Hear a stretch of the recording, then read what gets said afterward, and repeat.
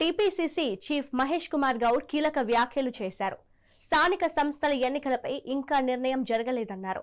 మంత్రివర్గంలో చర్చించిన తర్వాతే స్థానిక సంస్థల ఎన్నికలపై నిర్ణయం తీసుకుంటున్నామన్నారు.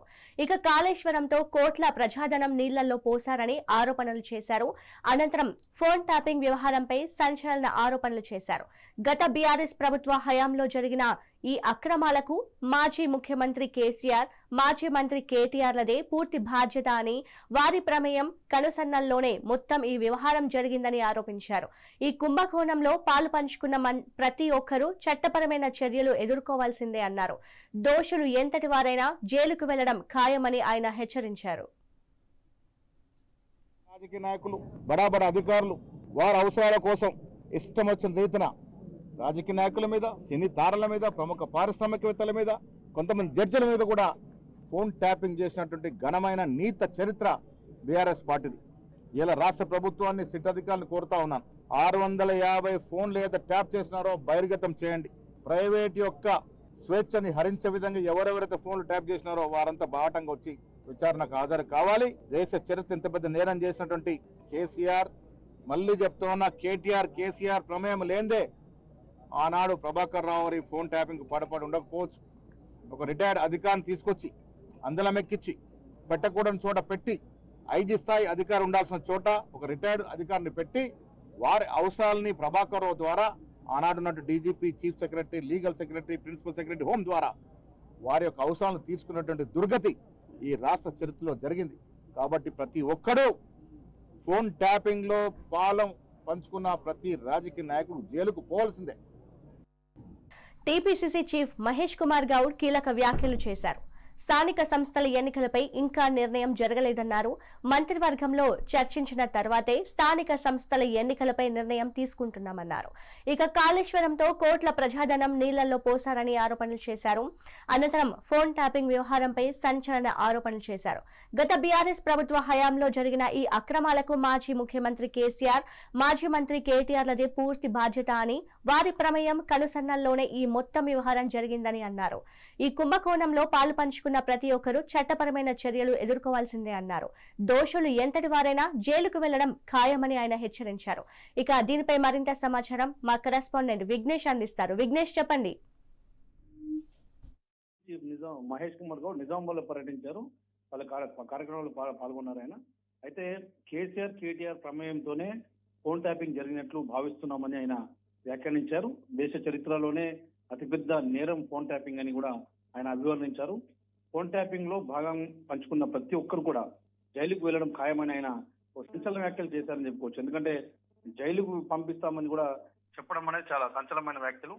మాలాంటి నాయకులు, పారిశ్రామికవేత్తలు, జడ్జిలు, సినితార్లు, బడా నాయకులు చాలా మంది ఫోన్లు, దాదాపు 650 మంది ఫోన్లు ట్యాప్ చేసిన నీచమైన చరిత్ర బీఆర్ఎస్ పార్టీదే అని చెప్పి ఆయన చాలా పెద్ద ఎత్తున విమర్శలు చేశారు. ట్యాప్ అయిన 650 మంది కూడా వాళ్ళ పేర్లు బహిర్గతం చేయాలని కూడా ప్రభుత్వం, అలాగే సిట్ ను ఆయన డిమాండ్ చేశారు. స్థానిక సంస్థల ఎన్నికల విషయంలో కూడా ఆయన ప్రస్తావించారు. స్థానిక సంస్థలకు సంబంధించిన ఎన్నికల విషయంలో ఇంకా నిర్ణయం జరగలేదని చెప్పి ఆయన ప్రకటించడం జరిగింది. మంత్రివర్గంలో చర్చించి నిర్ణయం తీసుకుంటామని చెప్పి ఆయన చెప్పారు. దాంతో పాటు కాళేశ్వరం విషయం కూడా మాట్లాడారు. కాళేశ్వరం ప్రాజెక్టుతో కోట్లు నీళ్లలో పోశారని చెప్పి, మొత్తం బూడిదలో పోసిన పన్నీర్ లాగా చేశారని చెప్పి ఆయన వ్యాఖ్యానించడం జరిగింది. దాంతో పాటు పనులు కూడా నాశకంగా చేశారు అని చెప్పి ఆయన వేలెత్తి చూపారు. బనకచర్ల విషయంలో కూడా మాట్లాడారు. వెనక్కి తగ్గలేదు బనకచర్ల విషయంలో కూడా అని చెప్పారు. టోటల్ గా చూస్తున్నాం, మోరల్ గా చూస్తున్నాం, 2-3 విషయాలు ఆయన చాలా సీరియస్ గా ప్రస్తావించారు. ఇటు ఫోన్ ట్యాపింగ్ కావచ్చు, అలాగే ఇటు చూస్తే స్థానిక సంస్థల విషయంలో కావచ్చు. ఓవరాల్ గా చూస్తే కనుక ఆయన సంచలన వ్యాఖ్యలు చేసిన పరిస్థితి కనిపిస్తుంది. ఇక విఘ్నేష్, కాళేశ్వరం ప్రాజెక్టు కావచ్చు, అలాగే ఫోన్ ట్యాపింగ్ గురించి టీపీసీసీ చాలా గట్టిగానే హెచ్చరించడం జరిగింది. ఎంతటి వారైనా జైలుకి వెళ్లడం ఖాయం అని చెప్పేసి. సో దీనిపైన ఎప్పటి వరకు ఈ విచారణ కొలిక్కి వచ్చే అవకాశం ఉంది? ఎలాంటి చర్యలు తీసుకోవచ్చు? మీరు అడిగినట్లుగా ఖచ్చితంగా ఫోన్ ట్యాపింగ్ విషయంలో చాలా సీరియస్ గా ఉన్నామని చెప్పి ఆయన చెప్పారు. ఎంతటి వారైనా వదిలేది లేదు, వదిలే ప్రసక్తి లేదని కూడా చెప్పారు. ప్రభాకర్ రావు ఆధ్వర్యంలో చాలా మంది ఫోన్ ట్యాప్ చేశారు. దాదాపు నెంబరింగ్ కూడా చెప్తున్నారు, 650 మందికి పైగా ఫోన్ ట్యాపింగ్ చేశారు. అందులో పారిశ్రామికవేత్తలు ఉన్నారు, మాలాంటి నాయకులు ఉన్నారు. బండి సంజయ్ కూడా, ఆయన షబ్బీర్ అలీ కూడా ఆయనతో పాటు మాట్లాడారు. బండి సంజయ్ కూడా ఈ విచారణకు హాజరు కావాలి, సహకరించాలి. ఆయన చెప్తున్నట్టుగా సిట్ మీద నమ్మకం లేదనే విషయాన్ని ఆయన చెప్పడం కరెక్ట్ కాదు. అట్లాంటి మాటలు మాట్లాడడం ఆయన హోదాకు సరికాదు. ఖచ్చితంగా సిట్ కు సహకరించాలి. లేదంటే ఆయన కేంద్ర మంత్రి స్థాయిలో ఉన్నారు కాబట్టి ఆయన రాజీనామా చేయాలి అవసరమైతే అని కూడా షబ్బీర్ అలీ డిమాండ్ చేస్తారు. ఇట్లా ఇటు షబ్బీర్ అలీ కావచ్చు, అటు మహేష్ కుమార్ గౌడ్ కావచ్చు, ఇద్దరు కూడా ఫోన్ ట్యాపింగ్ విషయంలో మాట్లాడారు.